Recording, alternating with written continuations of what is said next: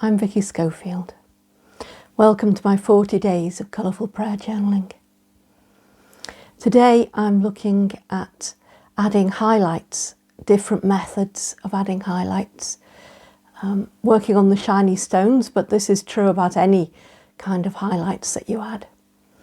I'm going to be looking at 4 different methods, trying them out on coloured stones that I've done the same way, and showing how each of them looks. So let's begin. This is the pink stone that was part of the collage, and I'm going to add highlight on it using white acrylic paint. On this stone I didn't leave the large highlight. I'd coloured it in, not deliberately, just because I wasn't thinking. So I'm now painting it on. Because it's paint, it isn't as smooth as using ink. You get texture. Paint is good for texture. I don't like textured highlights, but it does the job, doesn't it? And now I'm going to put the edge one on. How you do these is up to you. It becomes stylized. You just find what you like. I tend to just do one edge and the top highlight. I'm just going around the curve on that one. I don't always do that. If you have a stone that isn't an even shape, then you would show the highlight along the uneven part so that it would make it more obvious. That's what it was.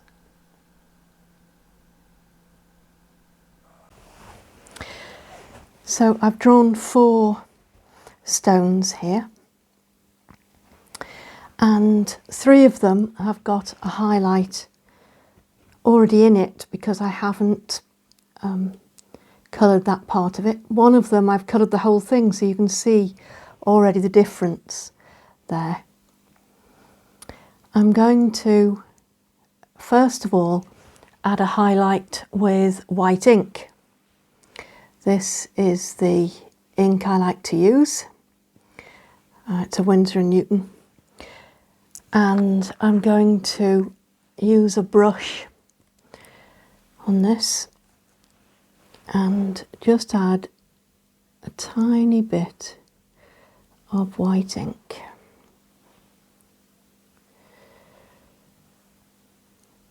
Just going to do it at the edge of the curve. And if you look at highlights, they tend to be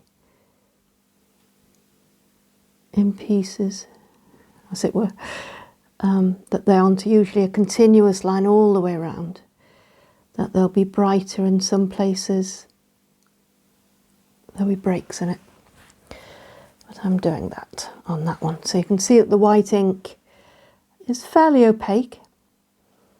I can always go over it again if I wanted part of it to be stronger. It's quite nice to have your highlights, some stronger, some, I think I made that one worse, some stronger and some weaker, as it were. You can, I'm going to leave that to dry before I add any more to that. It's not working. So that's white ink. And then the other thing that we have that we can use is white acrylic paint. That's what I used for the the highlight that I did on the pink stone. And you may have noticed that that was quite ridged. I don't know whether you could see that in the photograph, but it is. It's textured because paint tends to become textured. In order to make it opaque, it has to be thick enough to cover the pencil, and therefore it becomes textured. But for a little line, it's fine. It was the large highlight that I didn't enjoy the texture on it. It didn't make it look like a highlight to me.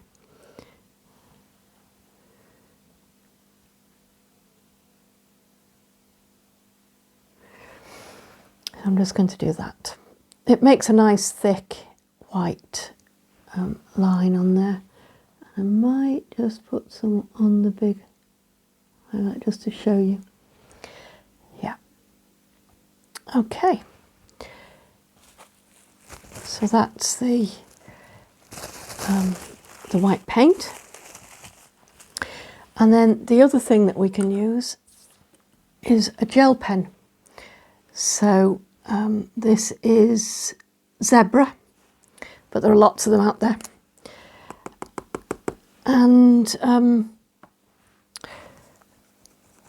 I never find this works for me. I know it does for some people. I've seen them do it. But I find that the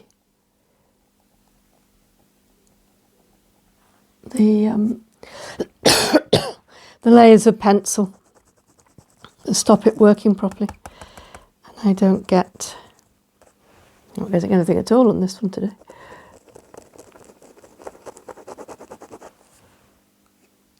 It is coming up.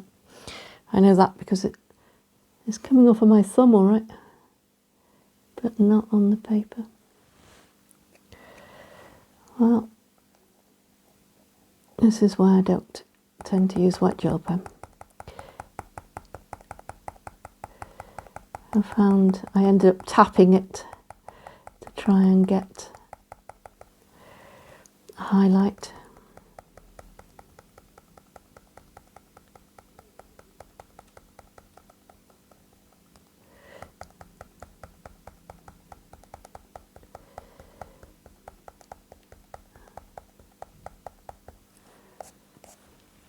You get something in the end, but it doesn't. It's not as good as the others, for me. Like I say, I know that other people manage this just fine. If you have a good technique with white gel, this is what you do. Okay, so those are three methods. The that highlight there, obviously, and that one, I haven't touched with anything else. They work just fine. So if you are a better colour inner than I am, you could also make your side highlights with by leaving a space and not filling that in.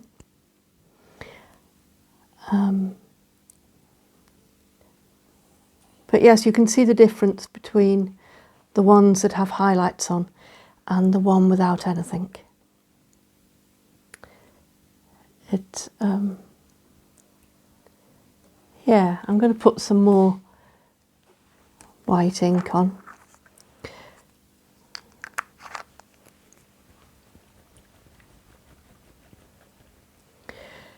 Let's see if that makes a difference.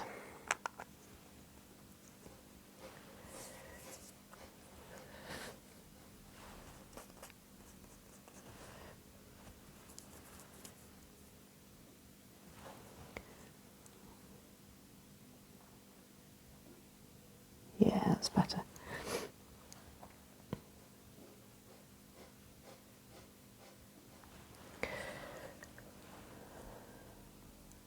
There's a lot of light shining on that now.